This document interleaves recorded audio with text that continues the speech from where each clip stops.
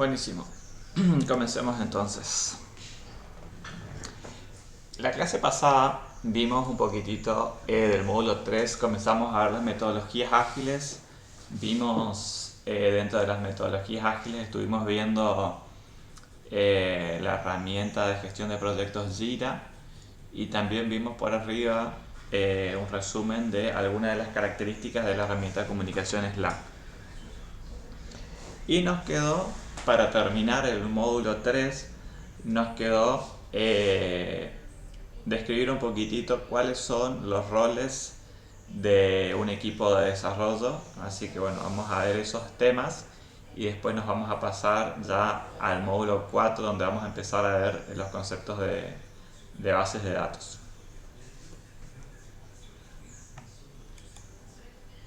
Bien, roles de un equipo de desarrollo. Acá yo detallé algunos de los roles de los equipos de desarrollo. Los roles son más comúnmente usados. No son todos, pero sí son los más comunes en la actualidad.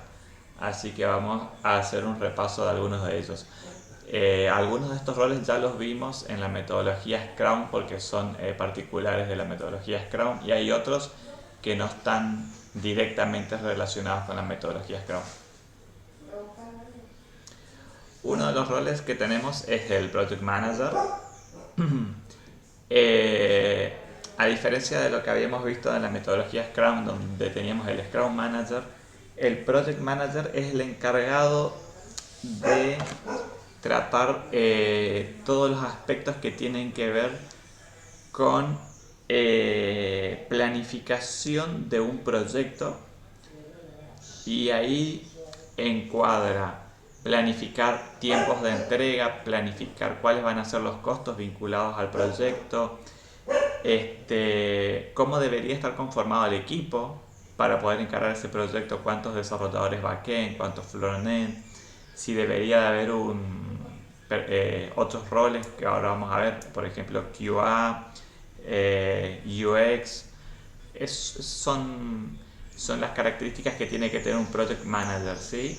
Es el responsable del éxito de un proyecto. Bien. Bueno, como comenta acá, tiene que ser el encargado de cumplir las especificaciones del cliente, ¿sí? Supervisar el proyecto. El diseñador de UI y UX. Bien. UI significa User Interface y UX significa User Experience, que sería experiencia de usuario. Este es un rol que surgió en los últimos años, donde este trabajo de diseñar las pantallas ya deja de ser tarea del programador de frontend, y hay un rol específico de una persona que piensa en cómo debería ser la pantalla de usuario. Ahí UI y UX están muy de la mano, sí, y están esas dos siglas intencionalmente, porque la interfaz de usuario, que es lo que usamos nosotros, piensa, bueno, en qué componentes tiene que tener la interfaz de usuario. Por ejemplo, la pantalla que estamos usando acá para esta videollamada tiene los botones, tiene que tener el chat, tiene que tener cuáles son los miembros activos, tiene que tener las opciones de configuración, los botones para habilitar o deshabilitar la grabación, el micrófono, la webcam. Esas son características de la interfaz de usuario. Y UX, que es experiencia de usuario, es el estudio de cómo hacer que todos esos componentes estén en la pantalla y que nos ofrezcan a nosotros usuarios la mejor experiencia posible, es decir, que sean fáciles de encontrar, que sean descriptivos, solo poner en la pantalla lo que se usa frecuentemente y lo que no es tan frecuente, capaz ocultar en los famosos 3 puntitos que se suelen usar. Esas son las características de la experiencia del usuario, ¿sí? Ahí también se estudia no solo los componentes que tiene cada pantalla, sino cómo se van a navegar entre una pantalla y otra pantalla, cuál es la navegabilidad.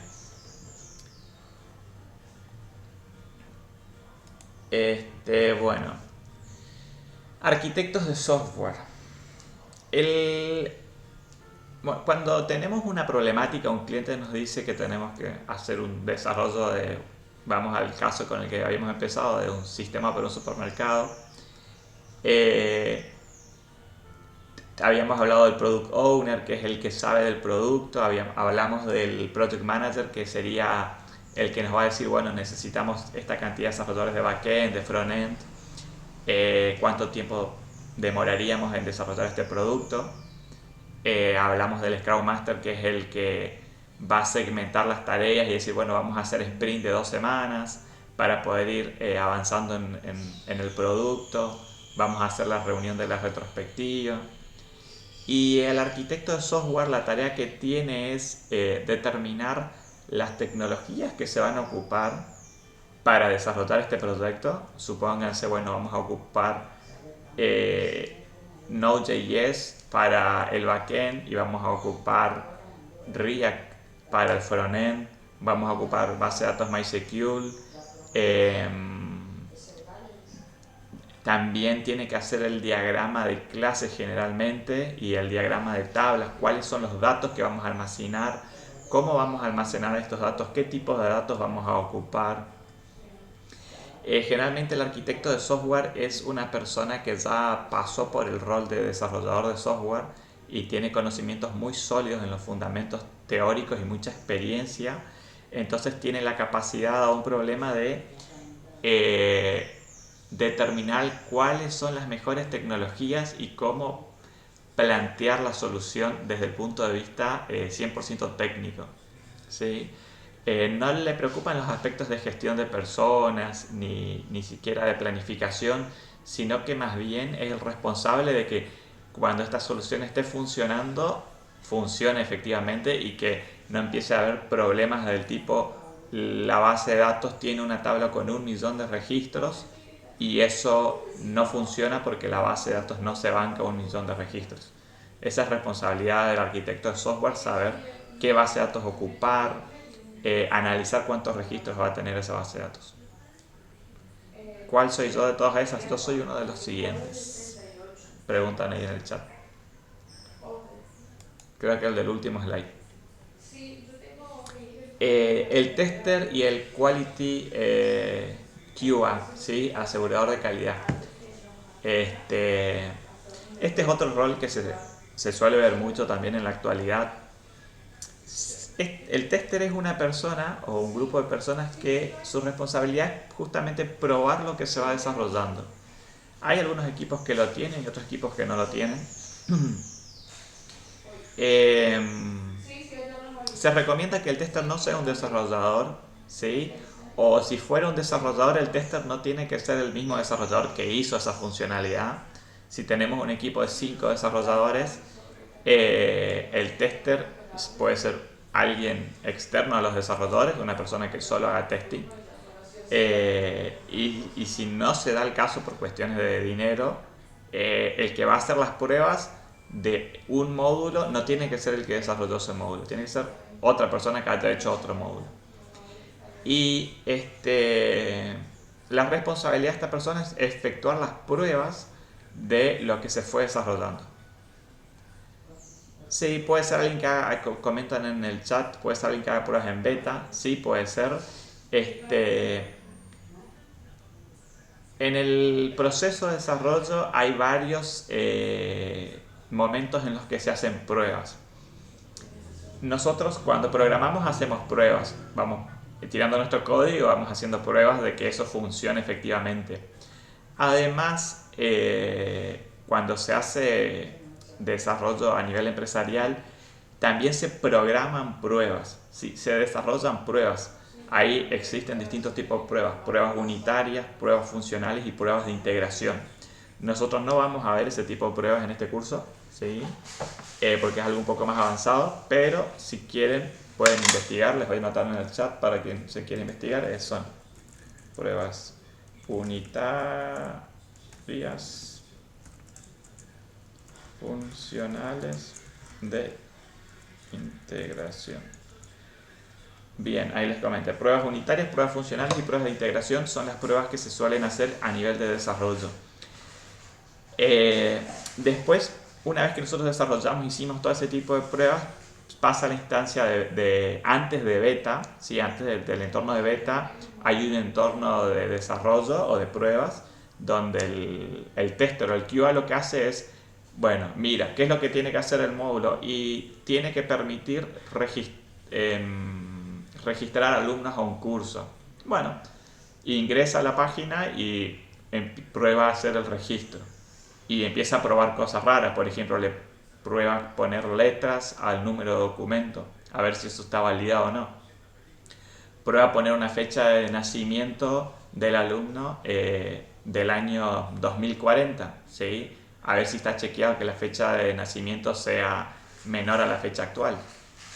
Prueba poner una fecha de nacimiento actual, por ejemplo. Capaz que los alumnos sí o sí tienen que ser mayores a 18 años o 16 años. Entonces hace la prueba de eso y hace un abanico de pruebas. También se prueban, hay tester de la parte de frontend, ¿sí? O sea, hacen las pruebas de la interfaz gráfica y demás. Ese es el rol del tester. Y bueno, si alguna de esas pruebas fallan, va a generar una tarjeta en el backlog que habíamos visto diciendo hay que validar la fecha de nacimiento.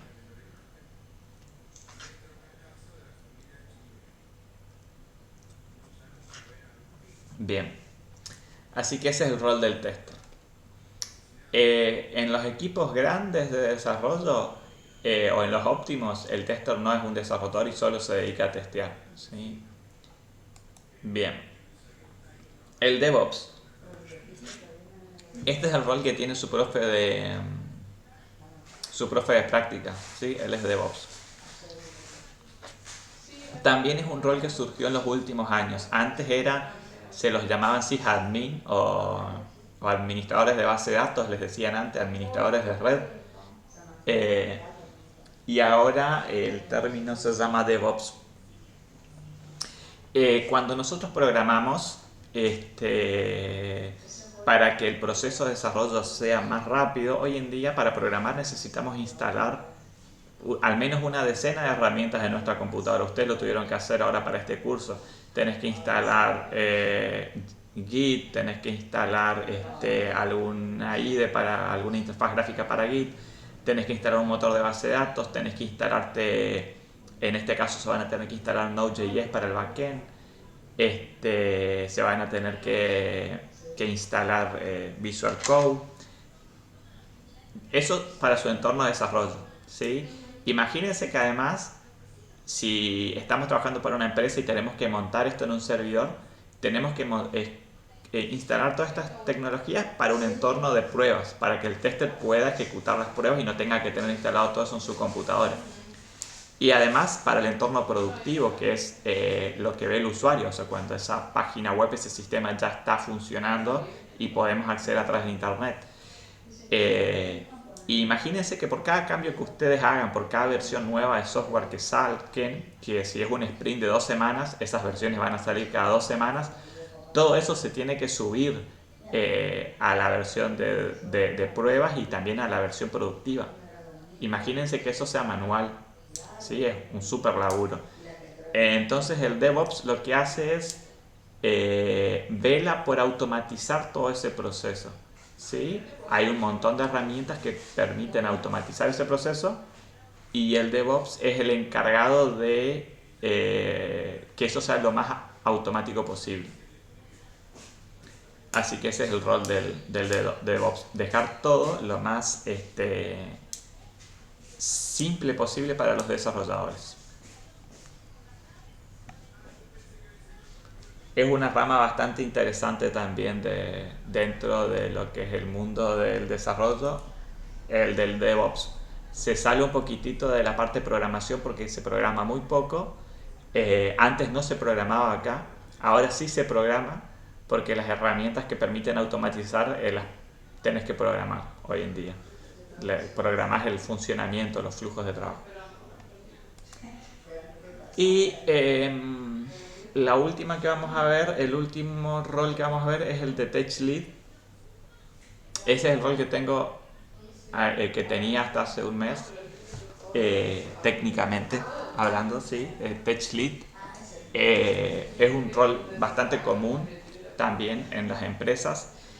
El Tech Lead es un rol parecido al de arquitecto del software, ¿sí? Parecido al que primero que vimos, que es el de arquitecto. Y a diferencia del líder de proyecto, el Tech Lead no gestiona personas como tales, así, como dándole tareas a las personas, sino que es el que se tiene que encargar del éxito del sistema. ¿Sí? De que el sistema sea exitoso en cuanto a tecnología y a cuanto a funcionamiento. ¿Sí? Entonces, el Tech Lead está todo el tiempo hablando con los programadores, viendo cuáles son los problemas que tienen, colaborando con la solución de esos problemas. Acá dice algunas de las habilidades que tiene que tener el Tech Lead: la empatía. No está en un rol, no tiene que estar en un rol de jefe, sino que tiene que estar en un rol de acompañamiento. Entonces tiene que, si hay un problema, tiene que colaborar con la solución de ese problema. Si algún desarrollador hizo una macana, tiene que hacer un post-mortem de eso, o sea, hay que hacer una reunión, hay que ver qué es lo que pasó, por qué se produjo ese error y cómo evitarlo a futuro. ¿Sí? Si se produjo un error, probablemente haya algo en el proceso de desarrollo que esté mal, porque el proceso de desarrollo tiene que evitar errores. Si un programador hizo un error y hay que ver qué pasó con los tests, capaz que no se hicieron los tests, por qué no se hicieron los tests, hay que ver qué hizo el tester o el QA, cómo el QA no se dio cuenta de ese error. Hay otro tipo más de pruebas, entonces hay que buscar que el proceso, el Tech Lead tiene que buscar que ese proceso de desarrollo no genere errores. Bueno, tiene que motivar al equipo, tiene que tener una visión de todo el proyecto a nivel técnico. Podría llegar a definir tiempos, objetivos y tareas del equipo. Eso generalmente lo hace más el Project Leader, pero el Tech Lead lo puede llegar a hacer. Y tiene tareas de programación también, tiene tareas de diseño de arquitectura, pero tiene que tener la capacidad de delegar esas tareas, ¿sí? Porque uno de los objetivos del Tech Lead es que los miembros del equipo vayan mejorando sus habilidades técnicas y vayan subiendo de seniority. Entonces no puede tomar siempre las tareas más complejas, sino que tiene que ver que los miembros las vayan tomando a medida que él sienta que ellos lo pueden hacer. Bien. Bueno, ese rol yo tenía en Meli el de Tech Lead. Ahora tengo otro rol que se llama Expert, que es un rol más de ese. Es un rol que no está en todas las compañías. Y el Expert es el encargado es el referente técnico de varios equipos de desarrollo. Eso sería un Expert. Es como un Tech Lead, pero no solo de un equipo, sino que de varios equipos. Bien, bueno, y con eso terminaríamos el módulo 3 de metodologías ágiles. No sé si les queda alguna consulta de este módulo, si no, comenzamos el módulo 4. Dale, Janina, no hay problema, bienvenida. Después de última, podés rechequear en el video que lo subo después de la clase.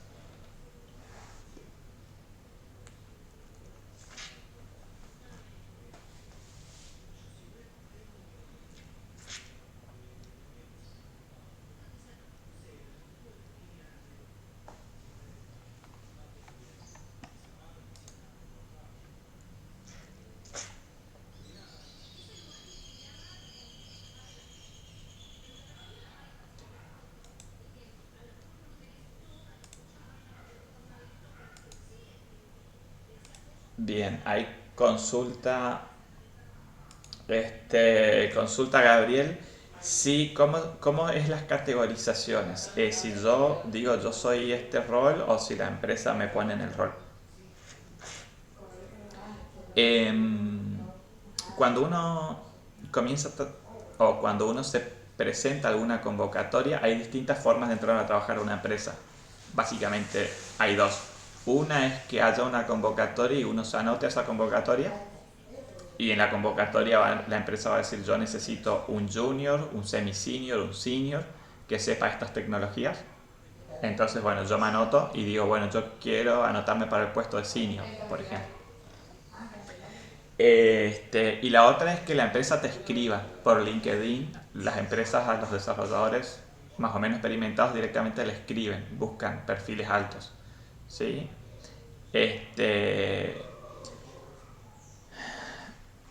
en ese caso te escriben y te dicen, bueno, buscamos un perfil parecido al tuyo. Escriben a LinkedIn, que es la red social profesional. Y en cualquiera de los dos casos se tiene una entrevista, se tienen varias entrevistas, depende de la organización, pero al menos son 3 entrevistas donde personal del equipo técnico de roles bastante avanzados te hacen la entrevista técnica y cultural y determinan qué nivel de seniority tenés. Capaz que vos te sentís un senior y te hacen la entrevista y para ellos sos un junior. Y, y si amerita, te hacen la oferta como junior y te dicen, bueno, nosotros te dimos como junior para esta empresa y vos ves si tomás el empleo o no. Básicamente así sean las categorizaciones. En Mercado Libre, dentro del equipo en el que de los equipos en los que yo estoy, yo soy uno de los que hace las entrevistas a los postulantes para empezar a trabajar. Siempre lo hacemos entre 2 técnicos que sean al menos líder técnico. Son como 6 entrevistas, ¿sí? Y nosotros en esa entrevista de 1 hora y media determinamos el seniority de esa persona y le pasamos a la adquisición de talento, al equipo de adquisición de talento, le pasamos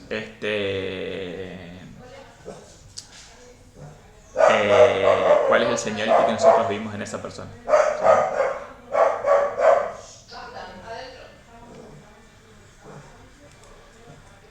Hay gente, había.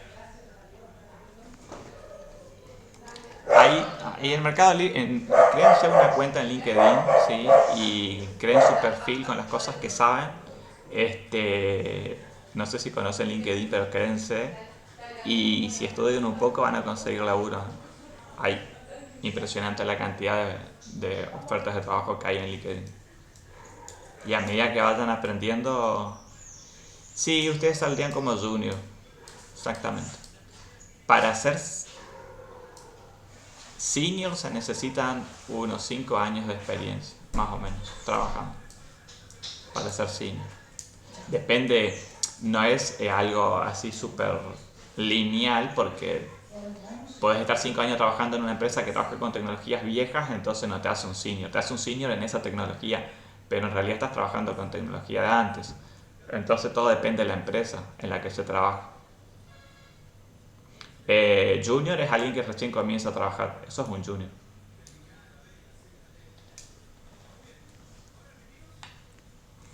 Bien.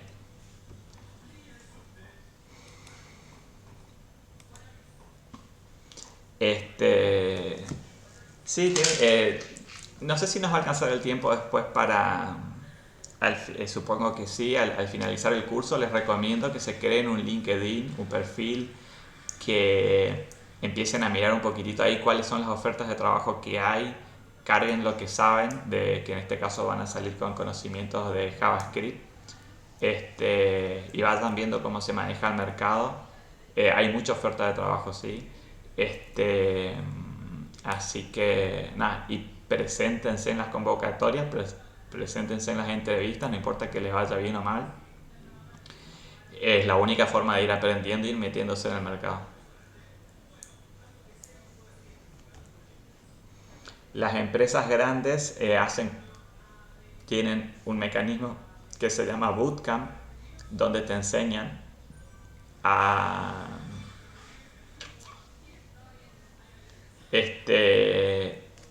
hacen bootcamp donde ellos te enseñan básicamente en 3 meses las tecnologías de la empresa y vos entras como junior.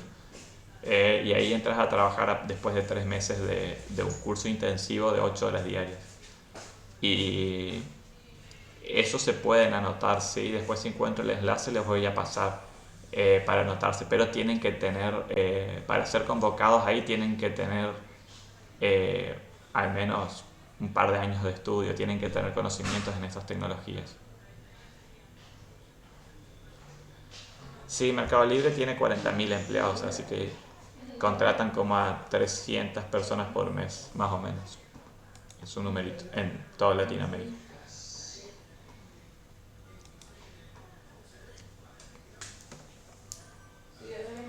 Sí, 40.000 empleados tienen ahora, sí.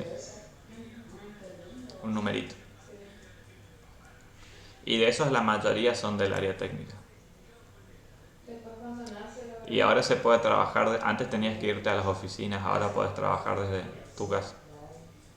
Las oficinas más cercanas a Misiones están en Buenos Aires, Mendoza, San Luis, Córdoba.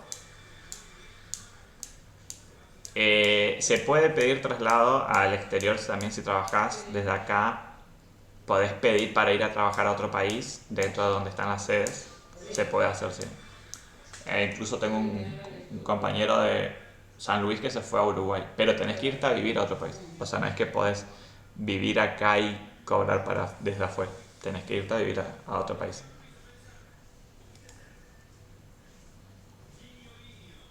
Bueno, totalmente. Entiendo. Bueno chicos, comencemos entonces con el módulo 4 de bases de datos. ¿Cuánto gana un junior en Meli? Y no sé cuánto ganará, pero el sueldo de un junior bruto seguro que ronda los 200.000 pesos de bruto de un junior. Eso ha de andar por ahí, 200.000 de bruto, sí. Es un numerito bastante jugoso.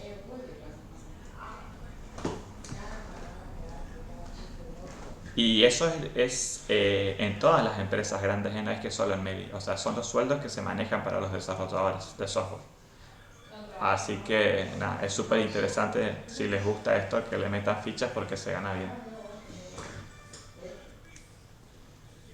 Bien, bases de datos entonces. Módulo 4.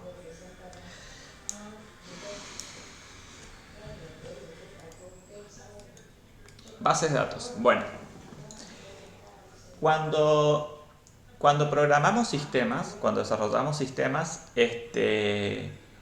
tenemos que almacenar los datos en algún lugar. ¿Sí? Un sistema tiene estados, va cambiando el estado del sistema de un momento a otro y entonces se necesitan almacenar los datos.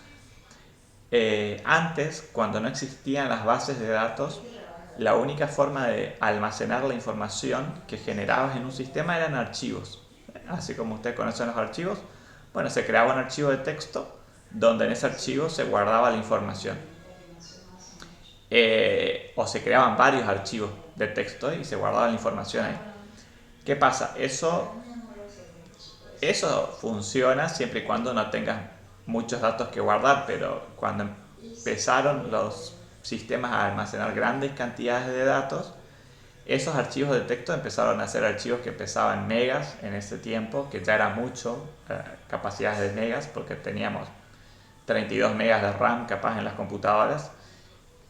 Entonces, trabajar con archivos se volvió bastante poco práctico, ¿sí? Porque tenías que programar, tenías que leer todo el archivo, tenías que subir todo eso a la memoria RAM y tenías que empezar a programar ahí para buscar los datos, tenías que actualizarlos. Para actualizar una parte del archivo tenías que actualizar todo el archivo. Generó muchos problemas y cada empresa que se dedicaba a desarrollar fue creando su propia solución para ese problema.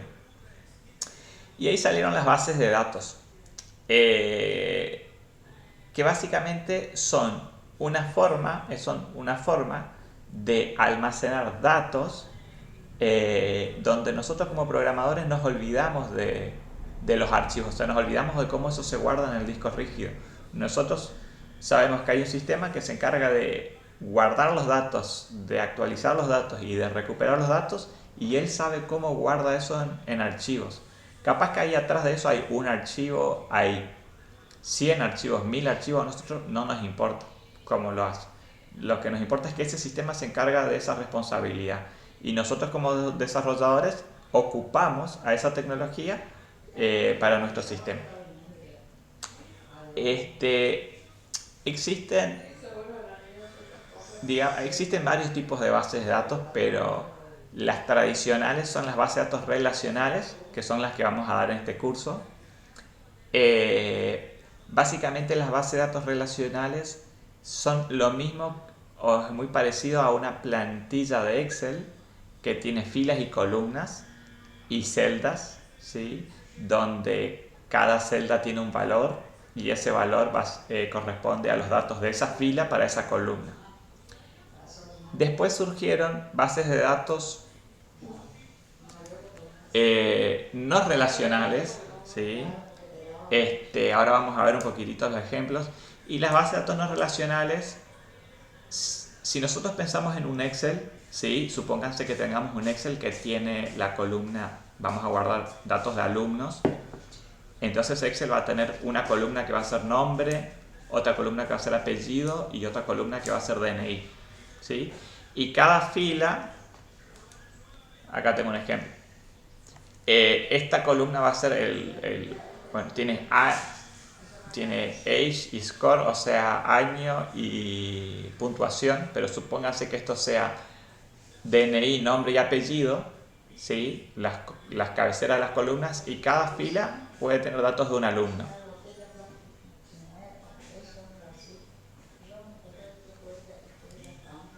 Vamos a mostrarla acá para ser más representativo. Nombre, apellido, y supónganse que tengamos, esto sea DNI. Y vamos a tener DNI 1, nombre Carlos, Jiménez Clarín el apellido, Elena Cuestas. Bien. Esos son bases de datos relacionales. ¿Qué pasa? Las bases de datos relacionales tienen una estructura, ¿sí? Cada registro va a tener estos atributos ID del empleado, nombre, apellido, fecha de nacimiento, sexo, cargo y salario. Como los sistemas van evolucionando, supónganse que después de un par de meses de nuestro sistema, desde negocio nos dicen, bueno, ahora también queremos almacenar la dirección del empleado, ¿sí? Y nosotros no tenemos ese campo acá. Entonces, para agregar eso tendríamos que agregar una columna. ¿Y qué pasa con todos los valores que tenemos hacia atrás? Ya tenemos cargado 1000 empleados, ¿sí? Agregamos la columna y eso, los 1000 empleados que ya teníamos cargados no van a tener ese dato, ¿sí? Y después se empieza a agregar otro dato más. Y después supónganse que cambia apellidos, y ya no vamos a guardar como apellidos y queremos que se guarde solo como apellido, sin la S. Y que nombre, tengamos nombre y que tengamos primer nombre y segundo nombre, ¿sí? Porque nos piden cambiar eso. Esto va mutando a lo largo del tiempo para algunos casos. Entonces, ocupar las bases de datos relacionales, que son las bases de datos que tienen una estructura, se vuelve poco práctico porque esa estructura va cambiando a lo largo del tiempo. Entonces surgieron las bases de datos no relacionales. Estas son bases de datos no SQLs. Son unas bases de datos bastante modernas que sirven para esos casos de uso.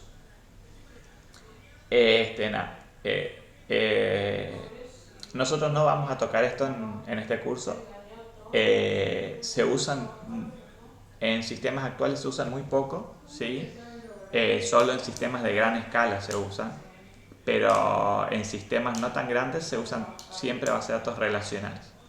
Pero existen en los mundos de grandes escalas como Facebook, Mercado Libre, Despegar, todas esas plataformas ocupan bases de datos no relacionales. Nosotros vamos a desarrollar las relacionales, que son las que se usan en el 95% de los casos. Y las bases de datos Relacionales se ven como tablas de una planilla de Excel, y las no relacionales se ven, como estamos observando acá, como un formato JSON, que ya lo habíamos visto en el módulo 1, donde cada objeto puede tener estos datos que estamos viendo acá, pero además a cada objeto se le puede agregar más datos. Como no tenemos columnas, acá podríamos ir agregando a este objeto, a este estudiante ID 2, le podríamos agregar, por ejemplo, domicilio. Y le agregamos el domicilio y le alteramos solo a este elemento, al 2. No tocamos ni el elemento 1 ni el elemento 3.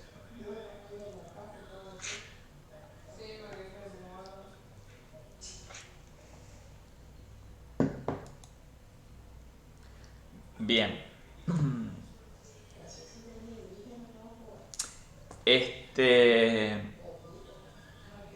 Cuando un arquitecto de software o un desarrollador que tiene que hacer todo porque no tiene un arquitecto de software en su equipo, tiene que empezar a pensar cómo va a almacenar los datos de su sistema,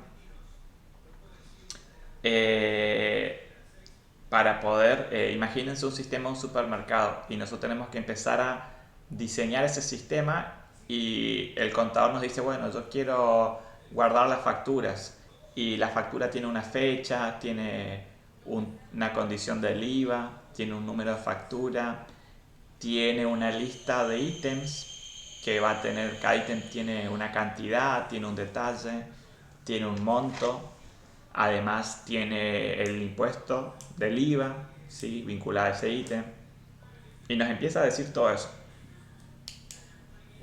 ¿Cómo nosotros tenemos que, de alguna forma, representar toda esa información que nos está dando el contador para que después podamos hacer el sistema?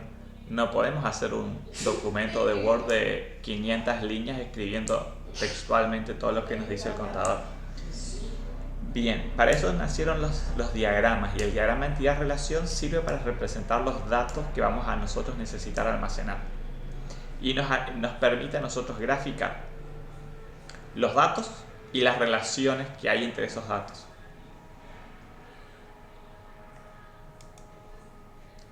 Bien.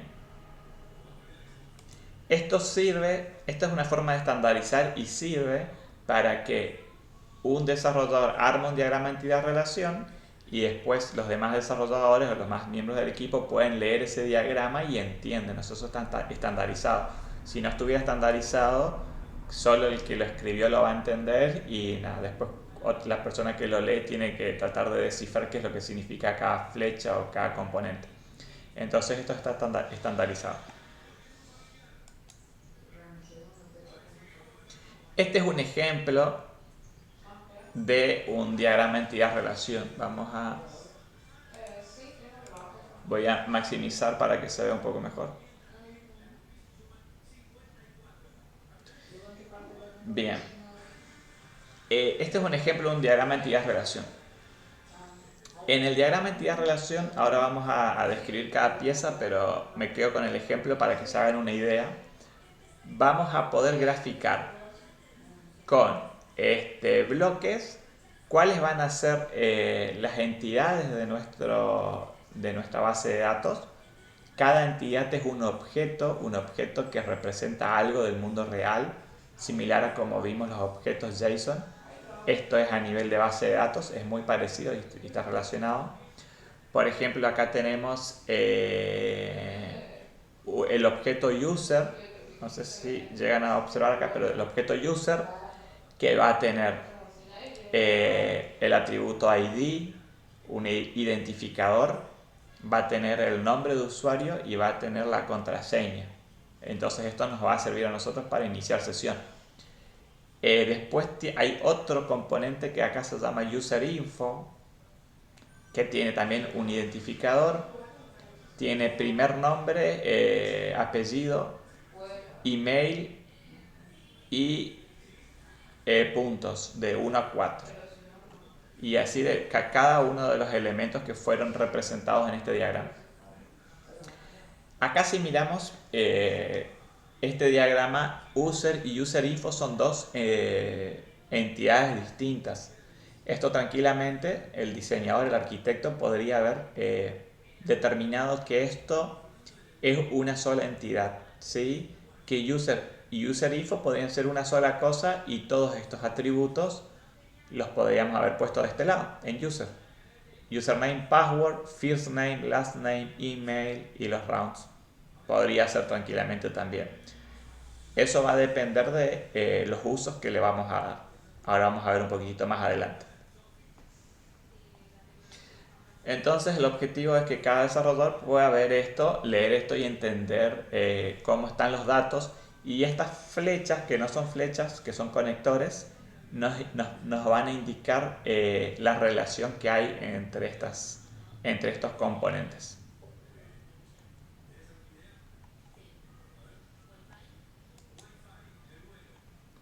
Bien. Componentes entonces de un diagrama entidad-relación. Consultas hasta acá de bases que son las bases de datos, las relacionales y las no relacionales, antes de entrar en esto de entidad-relación.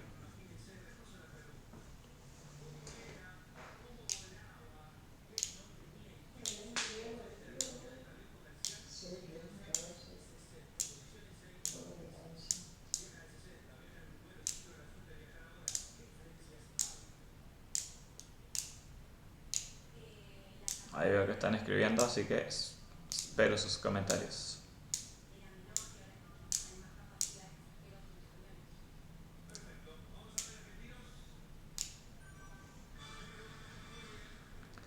Bien.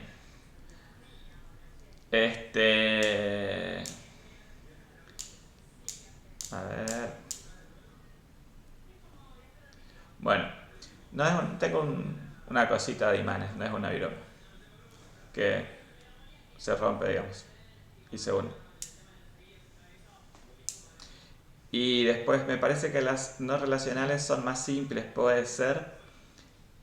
Sí, las no relacionales son más simples desde el punto de vista de que esta estructura que vimos acá, esta estructura súper bien definida, que se ocupa para el diagrama entidad-relación, fíjense que este grafiquito acá, que tiene con casi 10 entidades, cada una tiene sus atributos, sus relaciones. Esto es para una base de datos relacional, porque bueno, tiene entidades y relaciones. En una base de datos no relacional esto no existe, esta definición, porque esta definición puede ir cambiando. Entonces te da más libertad a la hora de almacenar cosas y de recuperar las cosas, porque no tenés que saber todo esto de antemano. Esa es la ventaja que tiene. Y nacieron como, cuando surgieron las bases de datos no relacionales, nacieron como la salvación, y, y era como que las bases de datos relacionales como que no servían prácticamente, porque las no relacionales eran mucho más fáciles, porque no tenías que definir todo esto y era más simple. Pero la verdad es que también tienen sus complicaciones después, ¿sí?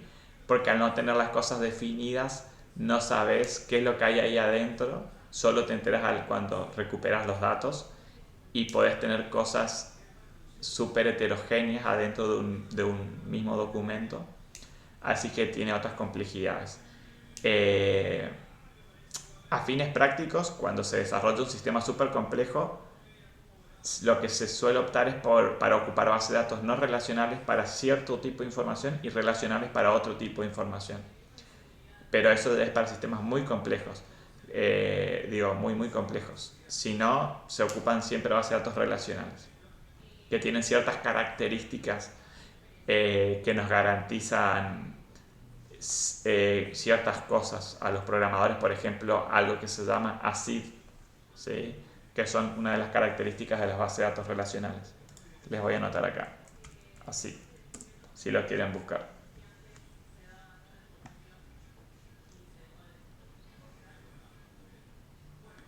Con las no relacionales preguntan también, ¿MongoDB es una base de datos no relacional? Exactamente, MongoDB es una base de datos no relacional, es la más famosa. Y de base de datos no relacionales hay otras, está Mongo, está Redis, está Cassandra, está Dynamo como base de datos no relacionales, DynamoDB. Después tenemos de base de datos relacionales, nosotros vamos a dar MySQL, pero hay otras, está SQL Server, Postgres, Oracle, son tecnologías de esos dos tipos de base de datos, existen decenas de tecnologías de cada una.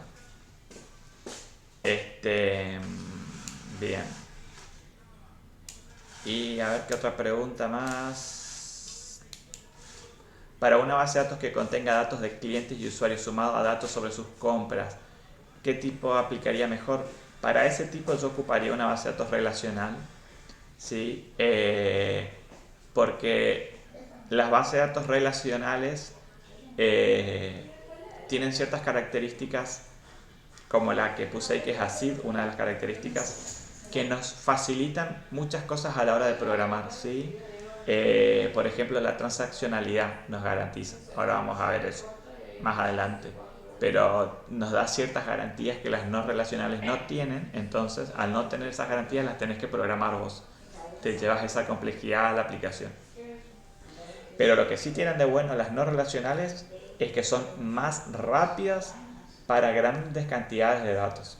Si tenemos tablas que tienen, no sé, 10 millones de registros, ¿sí? Supónganse la base de datos de la RENAPER de Argentina, que tiene 45 millones de registros, que somos los habitantes del país, y tener que hacer una búsqueda ahí, probablemente en una base de datos relacional sea más lenta que en una no relacional. Bien. Bueno, ahora sí. Nada. Componentes. mm, Bueno, son casi las 7, así que capaz que hacemos una pausita y ahí sí seguimos con los componentes de los diagramas entidad-relación. Eh, Así que sí, hacemos la pausita de 15 minutos.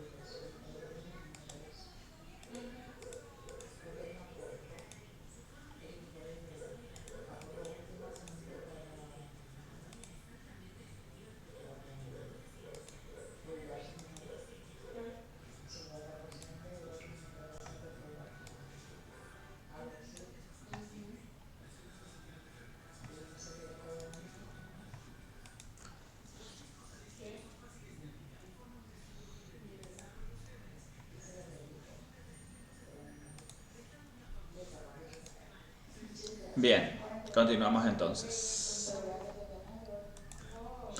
Componentes del diagrama entidad-relación. Ahí recuerden que el diagrama entidad-relación es para bases de datos del tipo relacionales y que nosotros vamos a trabajar sobre bases de datos relacionales en este curso. De bases de datos no relacionales solo les dejamos el concepto y que sepan que están ahí, que existen, y si quieren por su cuenta pueden ir profundizando, pero a fines de que aproximadamente el 90% de los sistemas utilizan bases de datos relacionales, es lo que nosotros vamos a profundizar. Bien, los componentes entonces de los diagramas de entidad-relación. Como vimos en la imagen, un diagrama entidad-relación puede tener justamente entidades, ¿sí? Una entidad se utiliza para definir un objeto, un concepto o también puede ser un evento, y cada entidad puede tener datos que le pertenezcan o características. Acá la analogía que pueden hacer con entidades del mundo de las bases de datos lo pueden hacer con el concepto de objetos que habíamos visto en JavaScript. Generalmente los objetos en JavaScript están relacionados uno a uno con una entidad en una base de datos. Habíamos visto en JavaScript el objeto estudiante que tenía nombre, apellido. Bueno, acá tenemos la entidad estudiante. Así que se lo definen con un rectángulo a las entidades. Atributos. Existen distintos estándares para graficar el diagrama entidad-relación. Los atributos representan características de una entidad. Por ejemplo, si tenemos la entidad transacción, que es una entidad que está representando un evento, el evento transacción, una transacción bancaria, esa entidad transacción puede tener, en este caso, estos tres atributos: número de transacción, monto de la transacción y tipo de la transacción. Estos tres se corresponderían a atributos. Comento que hay distintas formas de representar los atributos, hay distintos estándares. Uno de ellos es como estamos viendo acá en esta imagen, donde se pone con un círculo, con una flechita, con una línea conectora y un círculo cada atributo de mi entidad. Bien, entonces, una entidad que se llama transacción, que está representando un evento, porque una transacción en el mundo real no existe como algo tangible, sino que es un evento. Y estos tres atributos. Bien. En este tipo de representación se utiliza mediante una elipse, ¿sí? La cual está vinculada a la entidad, sí o sí.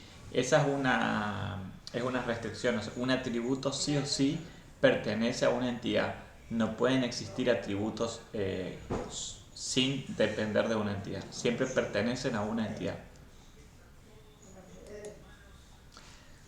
Bien. Y después existen las relaciones. Una relación en un diagrama entidad-relación nos representa un vínculo entre dos componentes, entre dos entidades, ¿sí? Existe ese vínculo, por ejemplo, supónganse, podemos ver acá en este grafiquito, un estudiante, ¿sí? Está relacionado con muchas clases, ¿sí?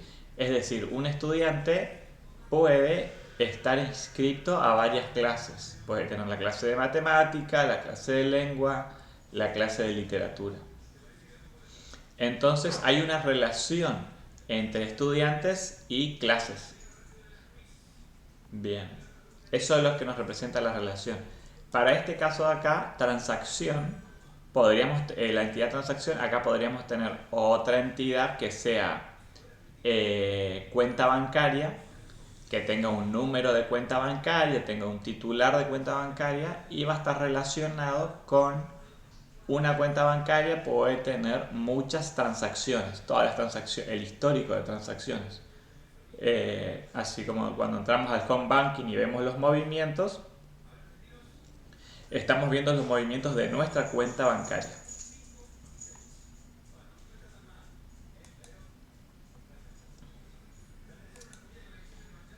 Bien. Cardinalidad. Además de con los conectores decir que una entidad tiene algún tipo de conexión con otra, o una relación con otra entidad, además esa flechita, que no es una flechita sino que es un conector, se le agrega un identificador de cardinalidad, que son estos que estamos viendo acá, y ahora vamos a pensar un poquitito. ¿sí?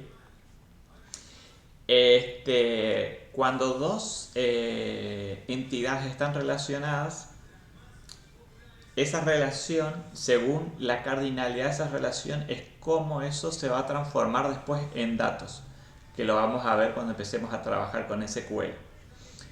Si nosotros tenemos una persona, si tuviéramos la entidad persona, ¿sí? Una persona, la entidad persona, esta persona debería de tener y queremos tener otra entidad que sea la madre, ¿sí? Y la cardinalidad, ¿cuál sería? ¿Cuál sería la cardinalidad para unir, por ejemplo, una persona y tenemos otra entidad madre? ¿Sí? Están relacionadas. ¿Cuál se imaginan que puede ser la cardinalidad? Una persona puede tener ninguna madre, puede tener una madre, puede tener muchas madres. ¿Cuál de esas se imaginan que es? Bien, una. ¿Y podría ser cero? O sea, ¿podría no tener madre? ¿Alguien? ¿Una persona podría no tener madre?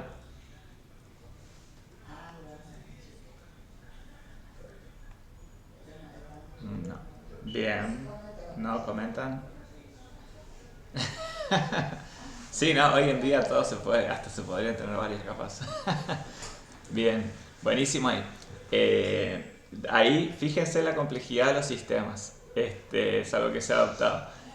Si nosotros tuviéramos los dos componentes, el persona y el componente madre, y decimos que esa relación es una relación de congeneidad, ¿sí? O sea, que es biológica, entonces sí o sí la relación tiene que ser, la cardinalidad va a ser de uno, sí o sí vamos a tener uno. Y esa cardinalidad, vamos a presentar esto para que vean un poco mejor cómo se grafica. Se grafica así con un palito cruzado, ¿sí? El uno. Capaz que esa persona, esa madre, tal vez ya no esté viva, ¿sí? Pero sí o sí tuvo que existir una madre.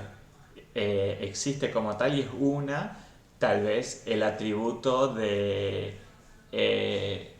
si está viva sea true o false, ¿sí?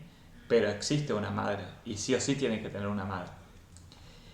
Después tenemos otra cardinalidad que puede ser la cardinalidad que se representa así con esta pata de gallo, es many, es decir, cuando una relación de una entidad con otra existen muchas, o sea, podemos tener muchos. A ver, algún ejemplo, por ejemplo, de una persona que podría tener, también hablando del ejemplo de madre, hermanos, perfecto, buenísimo, tíos, exactamente. Así que en ese caso, si nosotros tuviéramos que representar hermanos o tíos en otra entidad, nosotros ocuparíamos esta relación, mani. ¿Sí? Bien. Después tenemos otra que es doble palito. ¿Sí? Esto dice que tiene que ser uno y únicamente uno. ¿Sí? Es muy parecido al one. Ese lo vamos a desarrollar después. Es un caso especial. Cero o uno es otro caso. El 0 o el uno. Esto significa que este podría ser cero, ¿sí? O uno, pero no más de uno, ¿sí? Por ejemplo, a ver algún ejemplo, ¿a alguien se le ocurre algo que se pueda tener, que no se pueda tener o que se pueda tener si se tiene solo sea uno? A mí no se me ocurrió un ejemplo.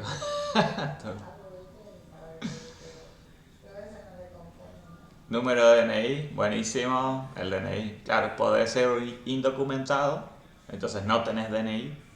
Y si tenés DNI, tenés que tener solo uno, no podés tener más de un DNI. Así que podría ser cero o uno.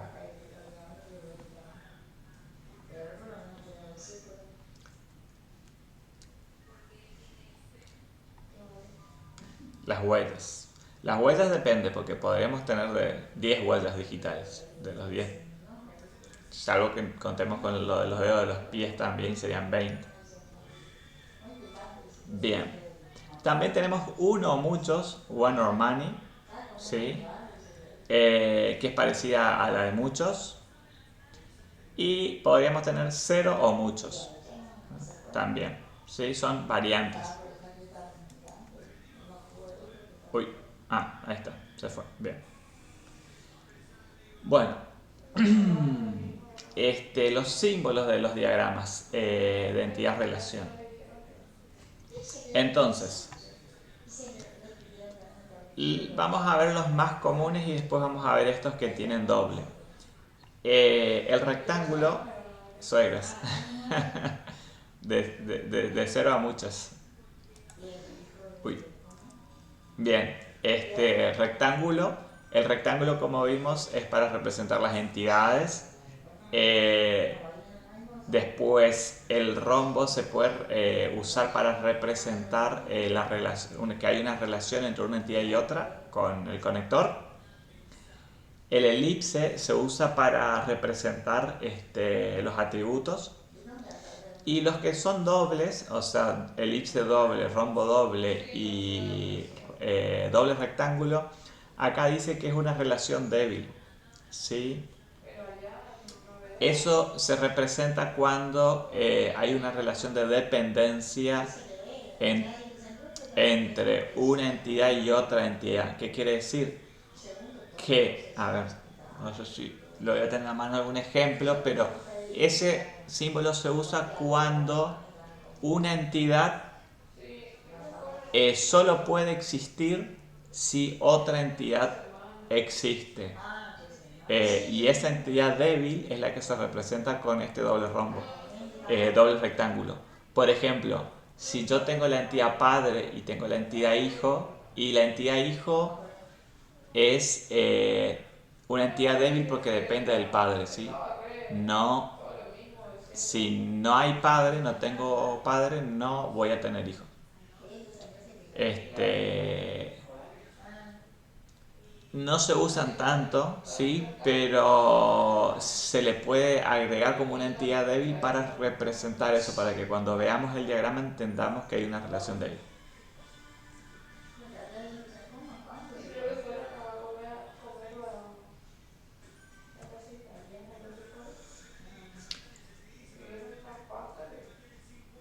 Bien, y acá hay un ejemplito. Sin adultos, socio un club sin adultos, no hay hijos. Comenta ahí a Antonio, por ejemplo, si tenés la entidad socio del club y tenés las entidades hijos del asociado, ¿sí? Y la entidad hijos del asociado no va a existir si no hay un socio.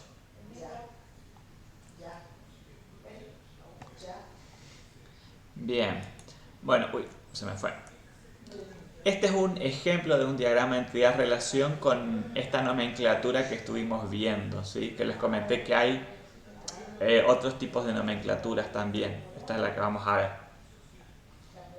ver. Bien, acá lo que estamos viendo, por ejemplo, dice, este es un caso sencillo de un modelo de entidad-relación.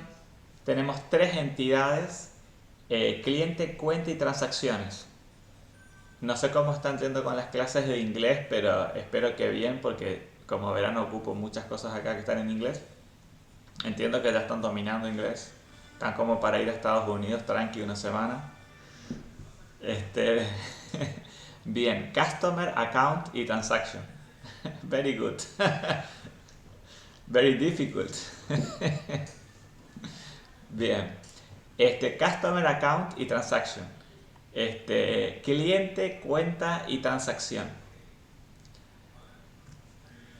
Sí, no, la verdad que deberían de agregar stickers al chat así lo hacemos más piola.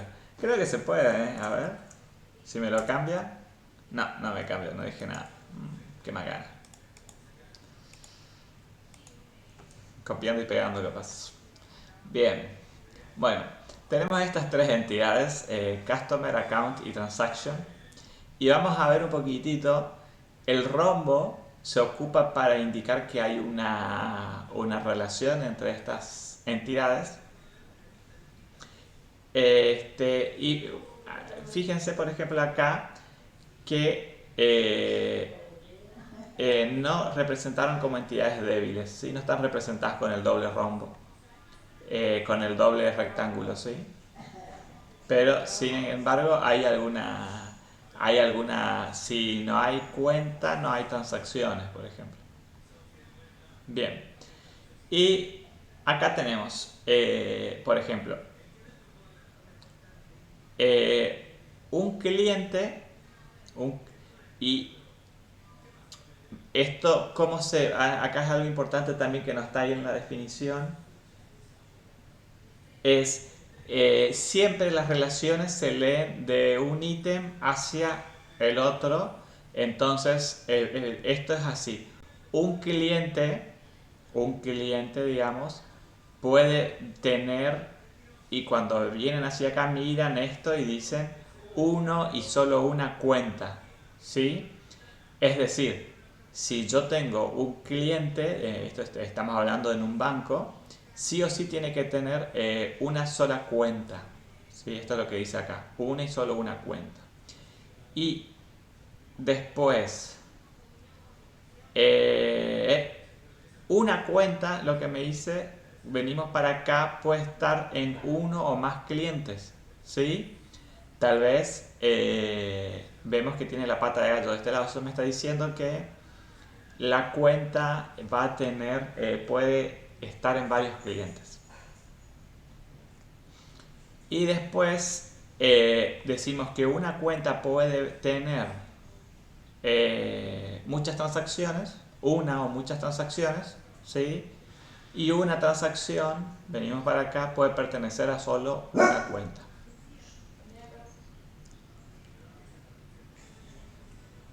Bien.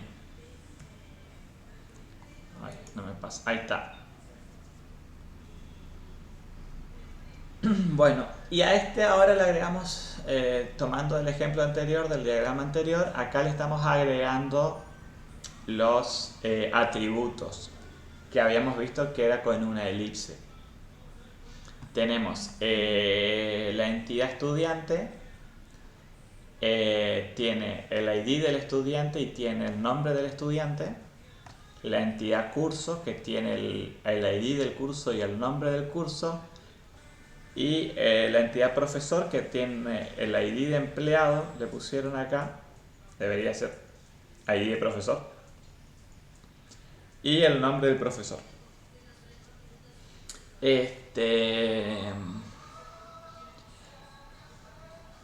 Ahí, como si, no sé si notaron o no, pero en todos los ejemplos que estamos mirando, de todos los ejemplos, en todos tienen el ID. ID, si ven las imágenes anteriores, bueno, acá no hay ID, pero hay número de transacción. Acá si miramos este diagrama, todos tienen ID, ID, ID, ID, ID, todos tienen ID, todos tienen ID. Acá tenemos el estudiante ID y ahí teníamos, todos tienen ID. ¿Alguien sabe por qué es eso? ¿O se preguntaron por qué todos tienen IDs? ¿Para qué se ocupa ese ID?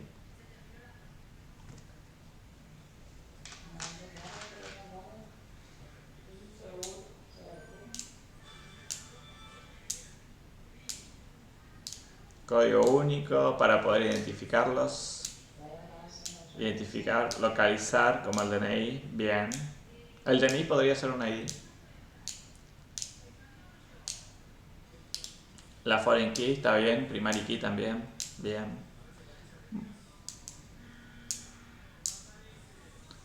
Bien. Exactamente. Cuando nosotros representamos datos en algún lugar, tienen que tener algún atributo que nos permiten identificarlo de forma unívoca, ¿sí? Imagínense ustedes que son ahora 46 conectados. Si yo le tengo que llamar a uno de ustedes, de los 46, y le tengo que preguntar cuál es su fecha de nacimiento, yo tengo que tener un dato de ustedes que yo con una pregunta, solo una de las personas que está del otro lado me tiene que responder a mí, porque yo necesito identificar a uno, ¿sí? Entonces siempre se necesita un dato que sea unívoco para la lista. Hay distintas estrategias para hacer esto. Por ejemplo, ocupar un dato que ya existe, ¿sí?, en mi entidad. Por ejemplo, en la persona del DNI, decimos, bueno, vamos a ocupar el DNI. Entonces yo digo el DNI, bueno, DNI número, no sé, 30 millones, número, decime tu fecha de nacimiento, y probablemente va a ser solo una persona la que tenga ese número de documento, porque en teoría es único. Ahora, si yo tuviese, por ejemplo, un curso, ¿y cómo sé que el curso es único? Porque, digo, si probablemente no haya un atributo que sea único, porque capaz que si yo busco en curso, y si busco, digo, bueno, el nombre del curso que tenemos acá, pero capaz que hayan dos cursos con el mismo nombre, puede ser, ¿sí? Porque se dictó un año y al año siguiente se dictó el mismo curso, entonces tiene el mismo nombre. Entonces, no. Quiero recuperar los alumnos de un curso, los estudiantes de un curso, y no sé cómo identificar. Por eso es que están esos IDs.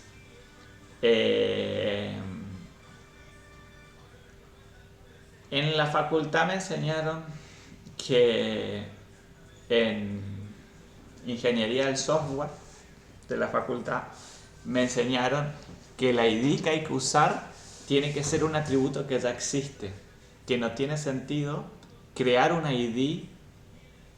O sea, si vos ya vas a estar almacenando el DNI de una persona, el nombre y el apellido, ¿para qué vas a agregar un campo que sea ID si vas a estar almacenando un campo más y vas a estar probablemente ocupando más espacio en disco, porque tenés que guardar un atributito más, y eso es espacio en disco? Bien, ahí comentan si el ID puede ser el año en caso de los alumnos para el curso. Sí, podría ser año, supónganse que el curso tenga nombre del curso y año, y el ID tiene que ser nombre y año, tendrían que ser dos atributos, no uno solo. ¿Y qué pasa si tenemos el curso cuatrimestral y damos dos veces el mismo curso en el año? Y ahí tendríamos que buscar también otro atributo que sea cuatrimestre. Y además le agrego una complejidad más. Para el caso de personas, y si ocupamos el DNI, ¿sabían que hay personas con el mismo DNI en Argentina? Que el mismo DNI, hay dos personas distintas que tienen el mismo DNI, número de DNI. Datito de color. Sí, así que bueno, hay personas que tienen el mismo DNI. No son muchas, eso pasaba antes, ya no pasa más, pero antes se emitían DNIs, el mismo DNI, pero sí cambiaba el sexo. Por ejemplo, el DNI, no sé, 16 millones, había en masculino y en femenino. Les tiro como dato, así que después ya no pasó más, después cambiaron eso. Lo que sí es único es el número de quill. Por eso el número de quill cambia 20 o 26, creo que es, o 27, según si es hombre o mujer. ¿Sí? Porque habían DNIs que eran iguales. Cambiaba solo el sexo. Bien. Bueno, eso que les comenté que me enseñaron a mí en ingeniería del software en la facultad, la verdad que hago un poquito y lo tengo que tirar a la basura, porque en la práctica, ahora que vengo trabajando hace varios años, lo más práctico es crear una variable, ¿sí?, un atributo que sea ID, como vieron en todos estos gráficos, que no tenga nada que ver, ¿sí?, con estos componentes, y para lo único que va a servir va a ser para identificar, y va a ser un número, ¿sí? y no tiene nada que ver con, no va a tener ningún tipo de información ni del estudiante, ni del profesor, ni del curso. Y les explico por qué. Porque si supónganse que yo ocupo DNI para el estudiante, ¿sí? Para, como dato unívoco al estudiante. Y le vinculo el curso. Y entonces yo hago una tablita de Excel que va a tener... a ver si podemos acá. Chan, chan. A ver si puedo. Les voy a mostrar un ratito un ejemplito.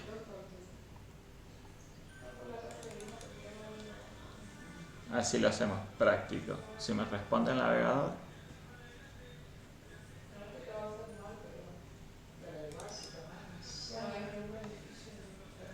Eso que es rápida mi computadora, pero...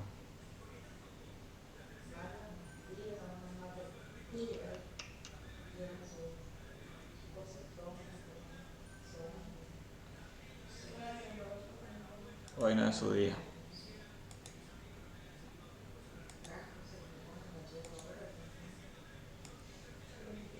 A ver, acá. Bien. Vamos a hacer un ejemplito. Supónganse que yo tengo acá, esto es una base de datos que va a tener nombre, apellido y DNI. Esto es de alumnos, ¿sí? Acá vamos a tener Pedro Pérez, DNI 32 millones puros 5, ¿sí? Y acá vamos a tener María López 31 millones 1, 2, 3 así, ¿sí? Supónganse que tenemos esto y esta es mi tabla en la base de datos de alumnos, ¿sí? Bien, tengo estos dos y acá esto, supónganse que acá vamos a tener otra tabla que es mi tabla, estábamos mirando acá el de curso y vamos a tener, bueno, curso nombre, sería el nombre del curso y vamos a tener el curso tiene nombre y va a tener ID y va a tener acá, supónganse, estudiante.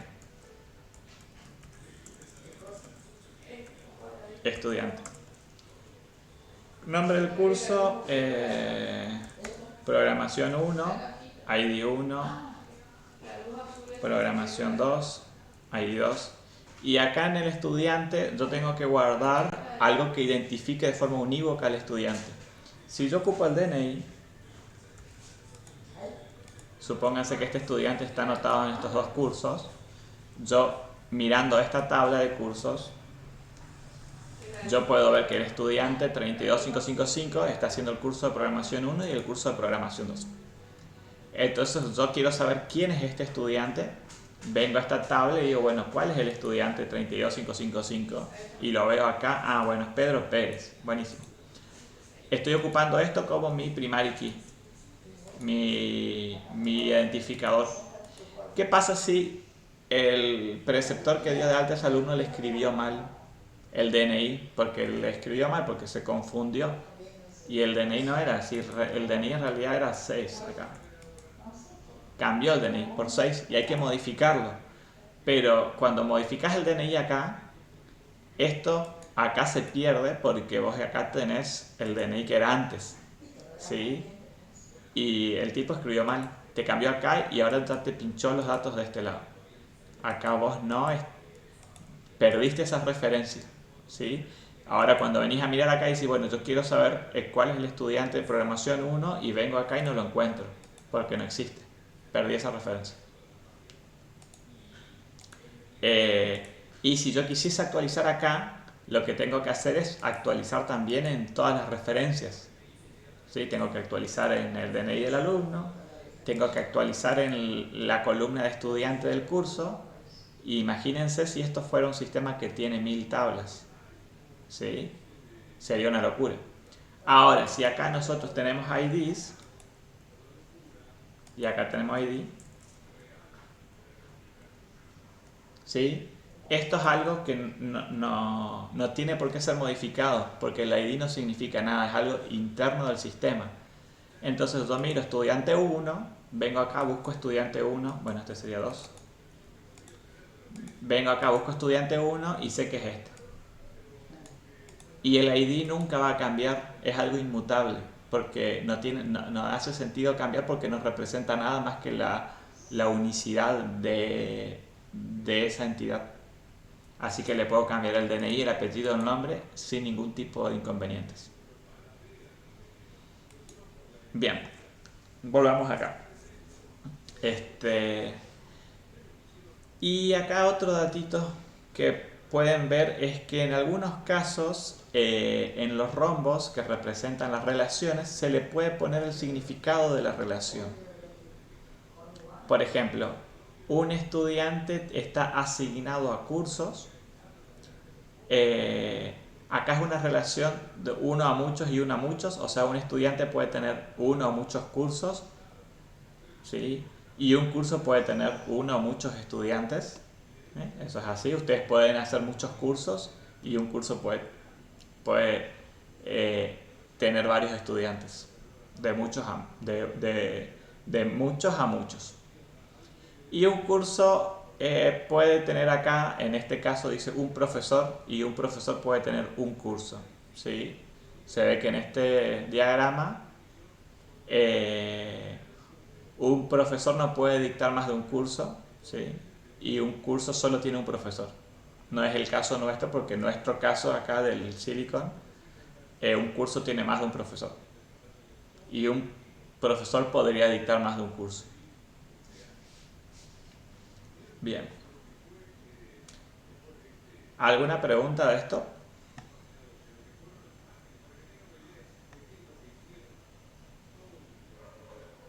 Bien, seguimos entonces. Vamos a ver el diagrama de las bases de datos. Vamos a presentar esto para que se vea un poco mejor.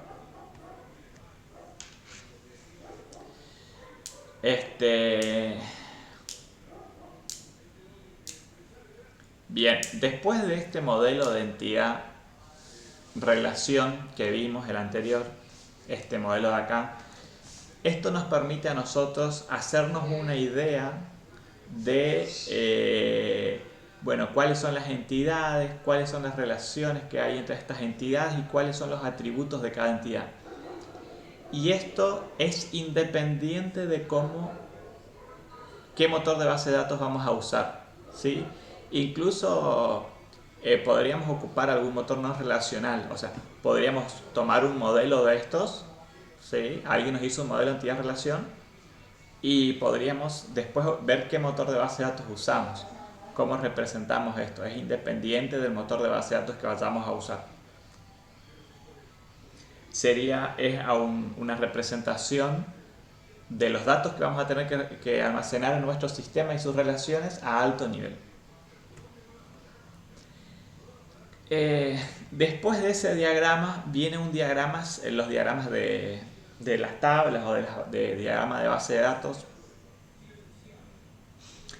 que ahora cuando en la clase que viene empecemos a tirar sentencias SQL y ver cómo funciona una base de datos, vamos a ir entendiendo más esto. El diagrama de la base de datos nos representa, es muy parecido al DER, al diagrama de entidad-relación, solo que nos agrega más características propias del motor de base de datos que vayamos a usar. Y este es un ejemplo, ¿sí?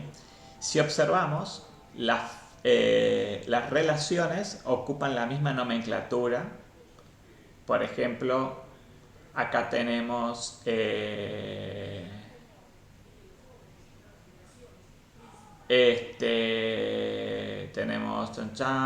tenemos equipos, reservas, roles, usuarios,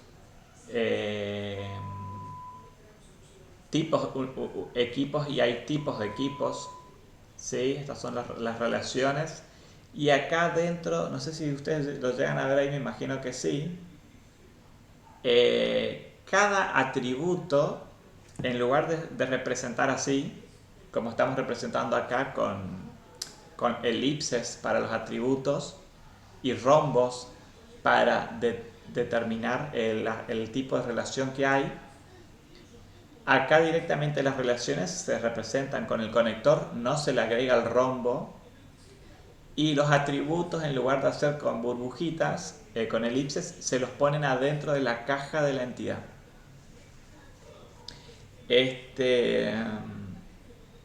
Imagínense si tuviéramos que graficar esto con este diagrama, con circulitos por cada atributo, ¿sí?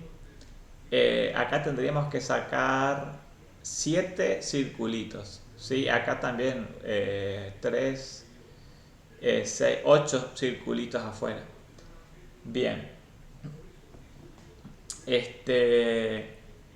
Y esto no es un sistema complejo. Fíjense que acá hay re pocas entidades. Imagínense, es normal que los sistemas tengan al menos 100 tablas, como para empezar a hablar. ¿Sí? Un sistema común tiene al menos 100 tablas. Entonces, lo que se hace con este diagrama de base de datos se reduce esa complejidad de representación pensando en las bases de datos relacionales. Se le sacan los rombos a los conectores, la cardinalidad se sigue representando y los atributos, en lugar de ser elipses, están adentro de los rectángulos de cada entidad. Y además de ponerle el nombre del atributo, al costado se le pone el tipo de datos. Nosotros vimos, si se acuerdan, en el módulo 1 vimos los tipos de datos de JavaScript. Bueno, en bases de datos hay otros tipos de datos. Son muy parecidos a los de JavaScript, capaz que se escriben distinto. La sintaxis sea distinta, pero representan lo mismo. Por ejemplo, el tipo de datos int representa un valor entero, ¿sí? Después tenemos ID de equipo. Acá tenemos el nombre, es un varchar de 45. Significa que esto es un string o cadena. En base de datos se representa como varchar. Y 45 me está diciendo que como máximo puede tener 45 caracteres. Bien.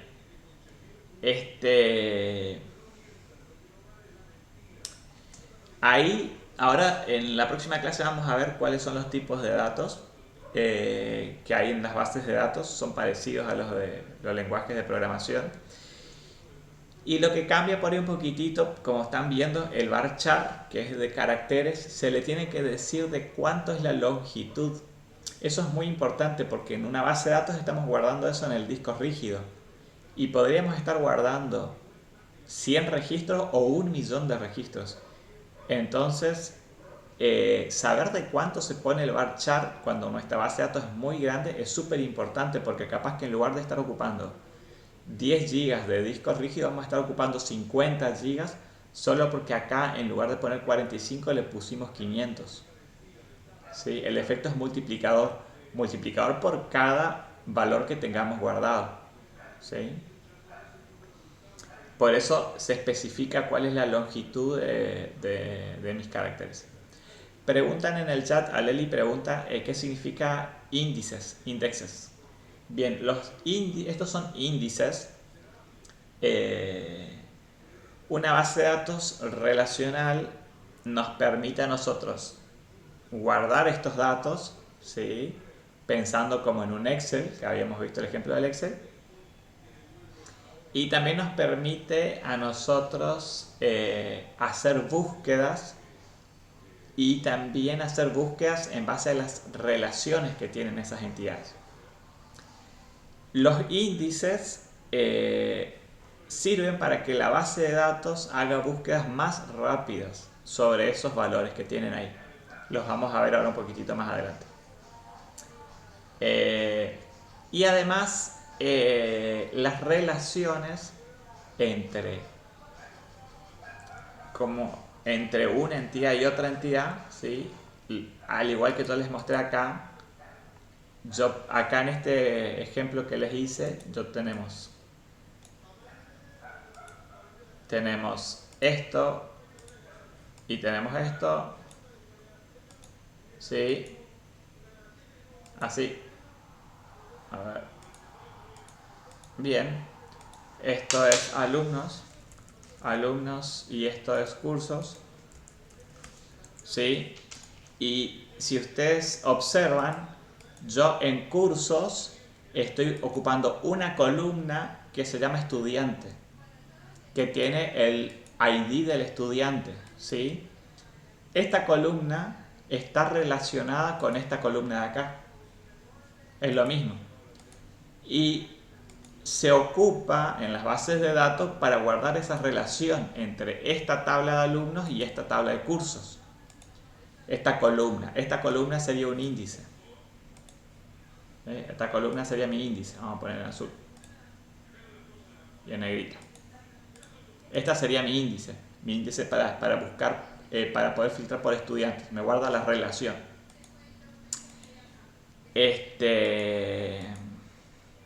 Ahora vamos a ver cómo pueden ser los distintos tipos de índices y de relaciones. Pero la única forma de poder vincular una tabla con la otra es almacenando la información de lo que es único, del identificador. Entonces, acá vamos a ver un poquitito cómo están representando. Tenemos la reserva, tenemos equipos, ¿sí? Tiene nombre, estado, y un equipo puede tener muchas reservas, ¿sí? Esta relación de uno a muchos. Y en la reserva, fíjense que en la reserva tiene el identificador de la reserva, la fecha que se hizo la reserva, el tiempo de la reserva, capaz que sea de 2 horas, y tiene el identificador del equipo.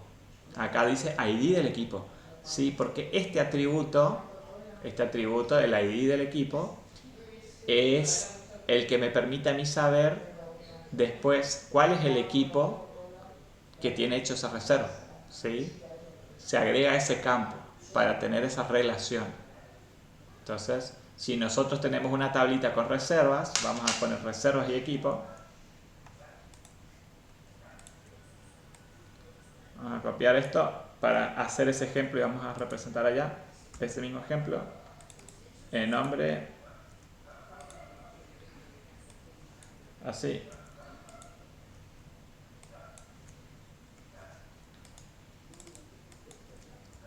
Boca River. Boca River. Entonces, equipos. Y acá tenemos, esto sería reservas. Y acá tenemos, la reserva tiene fecha, tiempo y equipo, ¿sí? Fecha, tiempo, equipo. Por ejemplo, la fecha es el sábado 31. ¿Cuánto tiempo? 2 horas. El equipo 1. Y el domingo 01. También vamos a poner 1 hora. El equipo 2. Bien. Entonces, si yo tengo esta tabla que tiene, esto es mi tabla de reservas. Control Z. Si yo tengo esta tabla de reservas, estoy mirando a esto y yo digo, bueno, tengo la reserva del sábado 31, tengo una reserva de 2 horas para el equipo 1. Entonces yo después puedo ir a buscar a esta tabla cuando quiero saber cuál es el equipo. Digo, bueno, ¿cuál es el equipo 1? Tengo el equipo 1 y miro, bueno, las reservas para Boca. Si vengo acá, busco para el domingo, tengo equipo 2, puedo venir a esta tabla y saber que el equipo 2 es River. Eso, yo guardo las relaciones agregando columnas con el identificador para la relación.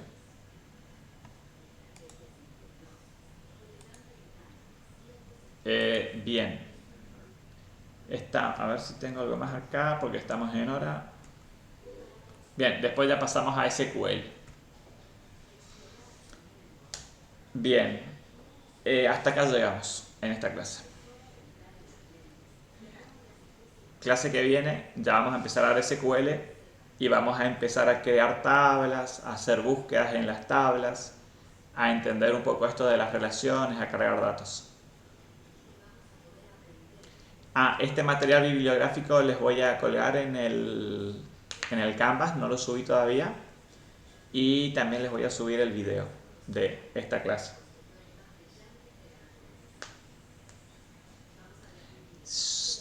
Ustedes tienen clase de práctica. ¿Mañana tienen clase de práctica o recién tienen el jueves?